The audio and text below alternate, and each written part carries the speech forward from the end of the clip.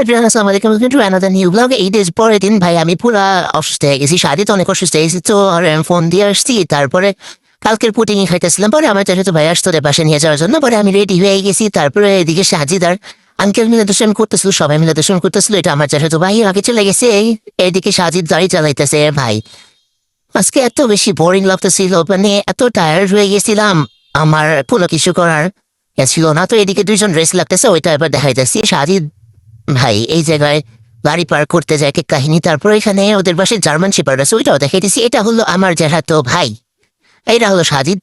সে উঠে পড়ে গেছে, তারপরে ছাদে গেছি পিক তোলার জন্য। এখানে আমি যে কতগুলা ভিডিও করছি ভাই, আজকে ভিডিও অনেক উতাপাত হয়ে গেছে। এটা আসার সময় সাজিদ আমার সিট বেল্ট লাগাই দিতেছিল, এটার ভিডিও দেন গাড়ি চালাইতেছে। এটার ভিডিও মানে ভিডিও করছি, বাট ভয়েস ওভার দেওয়ার মতো কোনো কিছু পাইতেছিলাম না। কি বলবো কি করবো, মানে কিছু বুঝে সারতে পারতেছি না। তারপর আবার কালকের ভিডিও আপলোড দিচ্ছি, এটা 6 ঘন্টা লাগে আপলোড হয়েছে। ভাই আমার তো ভাই দেব বাসার ছাদের ভিউ এত সুন্দর, আমি যে এত পিক তুলছি, এত ভিডিও করছি, বাট আনফর্চুনেটলি ওরা ভালো ক্যামেরাম্যান না। যাই হোক, তাও ভালোই করছে। তো এর আজকের জন্য এতটুকুই, টাটা।